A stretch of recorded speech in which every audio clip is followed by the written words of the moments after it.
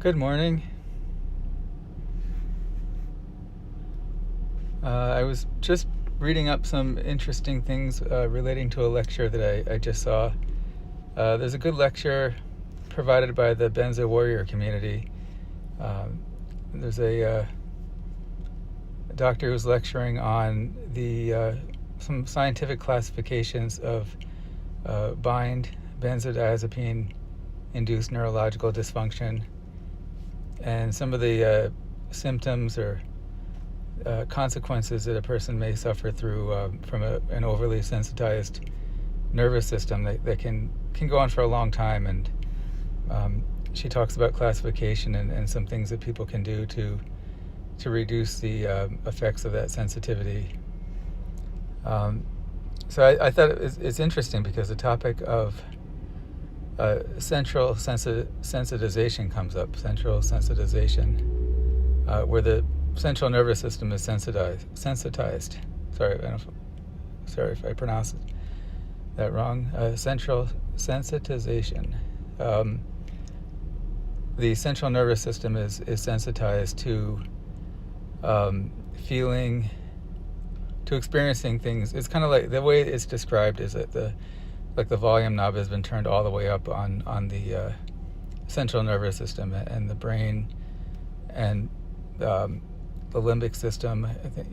So just the fight or flight feelings, feeling anxious, and but also it manifests in different ways, and that's where I thought it was interesting, is that you hear about that sensitization associated with other conditions and other symptoms, things like fibromyalgia, which is a pain syndrome where people are very sensitive to light touch. And it used to be that doctors didn't believe that was a real thing. They used to say it's in your head, it's not real. And over time, at some point it got an ICD-10 code, so it became kind of legitimate worldwide with that code. But the U.S. didn't, we didn't accept that, until much later compared to the rest of the world. And a big thing was when drugs started getting approved for fibromyalgia. That kind of really legitimizes the condition.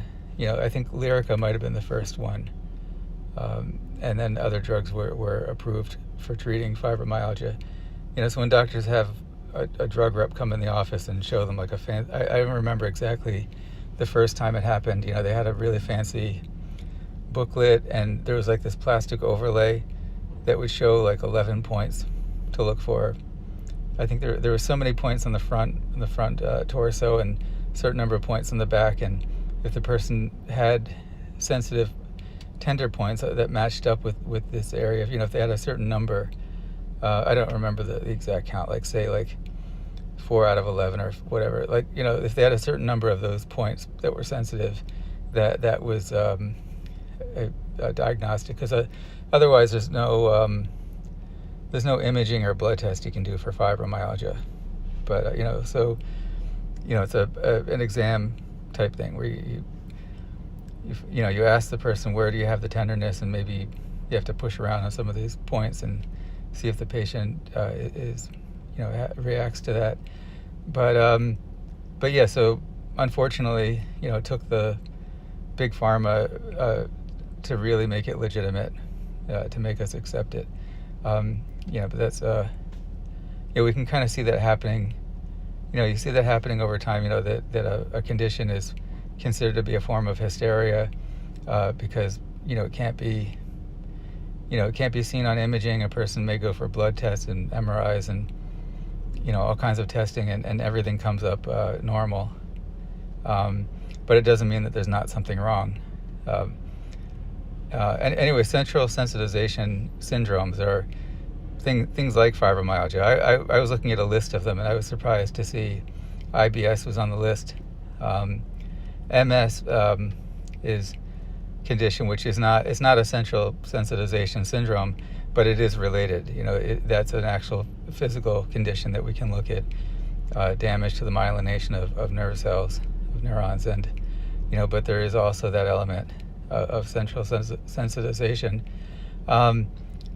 So there's a long list of conditions, and interestingly, a lot of them look like conditions that bind can mimic. People with that injury from benzodiazepines that can go on for a long time, that they may have symptoms, and it can happen when a person's taking the benzo, can happen when they're tapering, coming off of it, can happen after they finish taking it. Then there's also kindling, where a person might go cold turkey and come off of it, go back on it, or switching different psychiatric medications, and it's kind of like the nervous system on fire, and that can trigger the central sensitization. And but it's interesting to look at the list of conditions and see how they overlap, and how bind can mimic a lot of them, and how a person might get misdiagnosed. A person could be diagnosed with MS, or diagnosed with irritable bowel syndrome, with neuropathy, could be diagnosed with fibromyalgia, and these would be misdiagnoses because the person doesn't have those conditions. They have bind, benzodiazepine-induced neurological dysfunction, causing central sensitization, leading to their nervous system mimicking other related conditions. So yeah, that's very interesting to kind of read up on, and